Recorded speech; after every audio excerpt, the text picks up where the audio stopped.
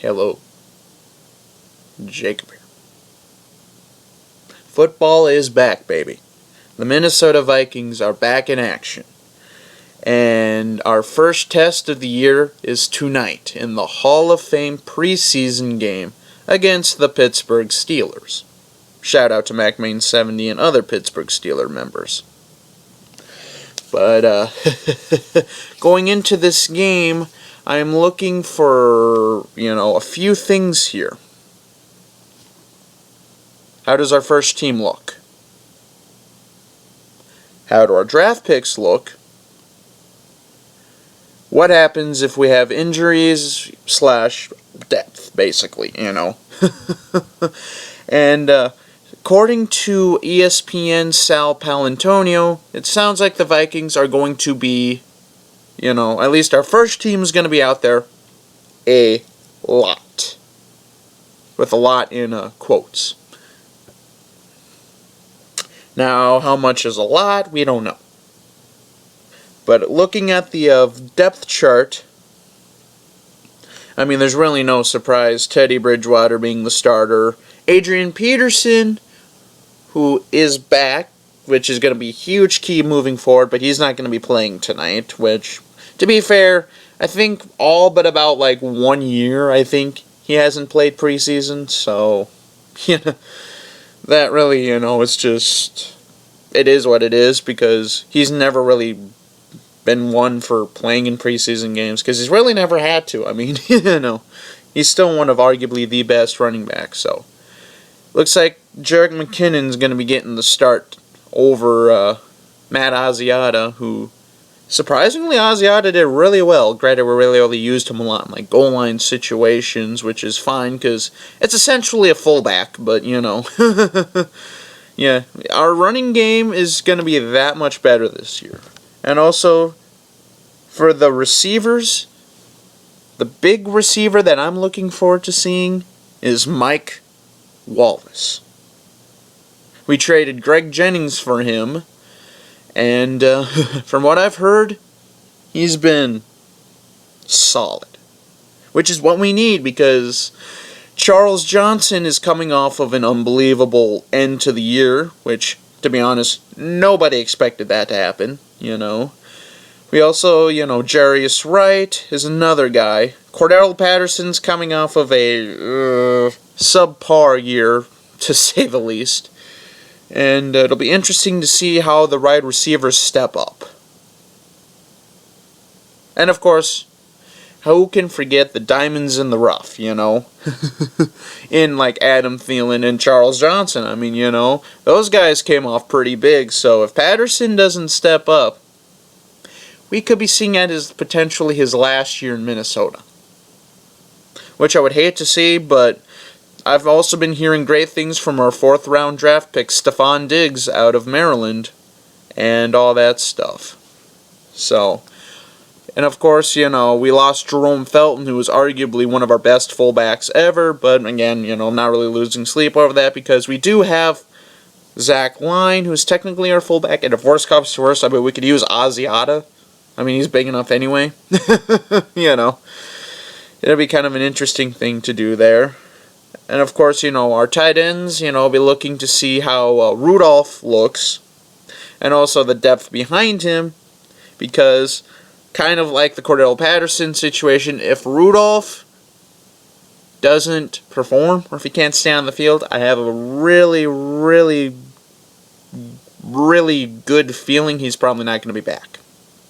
Just because, again, you're only as good as you are on the field. You could have all the potential in the world, but potential means nothing if you're not actually out there and showing what you've got. And plus, we have a lot of tight ends on the depth chart, and one name that's really been sticking out at me is Michael Pruitt out of Southern Illinois, who, by the way, I've actually got to see live. Last year, the University of South Dakota went and played Southern Illinois, and the marching band actually went to Southern Illinois. So, I really didn't get a good chance to see him a whole lot, though, just because it was kind of chilly out that night, and, all that stuff. But from what I've been seeing of him, on training camp and, hearing throughout the grapevine is he's been really, really solid. And then, of course, our offensive line. Be interesting to see how Khalil does, because that's another guy where, coming out of the draft, he was one of the most solid picks, and he had an awesome rookie season, and then injuries hit him, and, well, let's just say there's a lot of Vikings fans calling for his head. And I can't say I'm one of them, and I can't say I'm not one of them. It's just, we'll see. We'll see. And then also, how do our rookies look? And of course, I really want to see how Babs looks. Babatunde Agbusi, who's like a 6'8", 6'9" Goliath on the line, who really wants to put J.J. Watt on his keister, but good luck. See, so offensive line, that looks pretty good. And also, onto defensive side now. Our defensive line, with the usual suspects, Everson Griffin, Linval Joseph, Sharif Floyd, and Brian Robinson. And of course, with the depth behind them, like Scott Crichton, Justin Tretow, Tom Johnson, who was surprising last year, coming out with 6.5 sacks as a defensive tackle, by the way. So our defensive line, I'm not too worried about. Linebackers. Now, this is where it's going to get interesting because we have a lot of young talent and Chad Greenway. Anthony Barr looked stellar last year for us. And the thing that I like about him is he's versatile.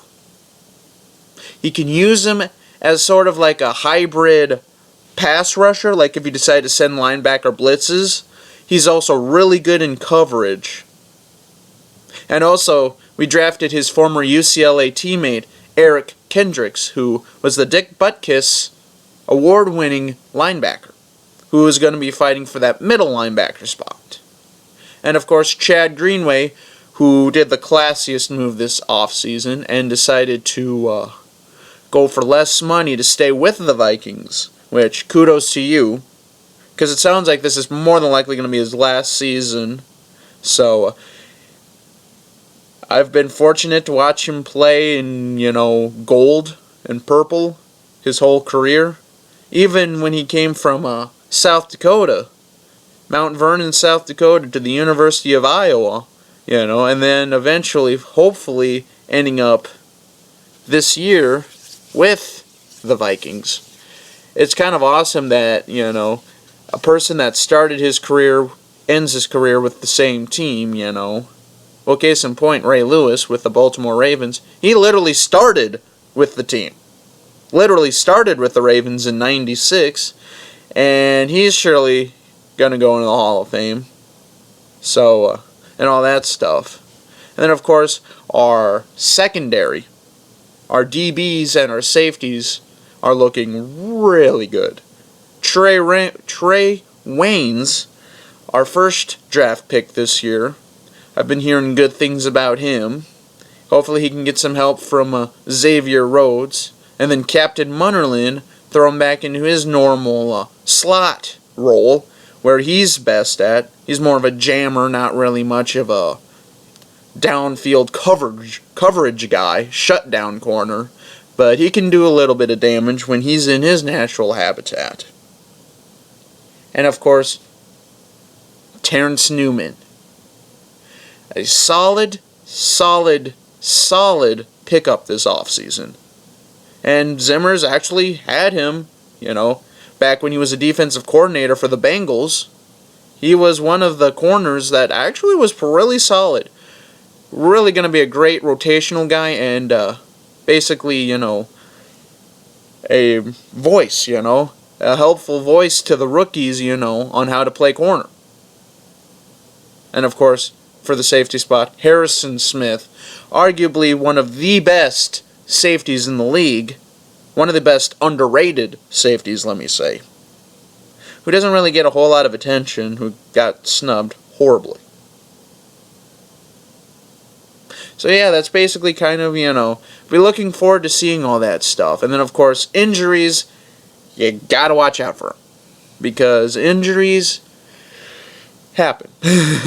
And how do we, then how do the people look behind them? How do the people, who's going to be that guy that steps up? That's going to be huge. So, now, do I expect this season to be like, 16-0 and run to the Super Bowl? No. But can we get a double-digit win season? I can see us going anywhere from about 8-8 to 11-5 this year, just depending on, what happens. But we'll see what happens because, as we said before, injuries happen and all that stuff. So that's where we need the depth to step in, because in case something does happen, we don't lose too much. Now that I've rambled on long enough, I'll go ahead and say this. The Minnesota Vikings are not a team to just push over. We will be bringing some heat, and we will be making some noise. So, until we meet again with the recap of the game, this is Jacob signing out, and have a good day.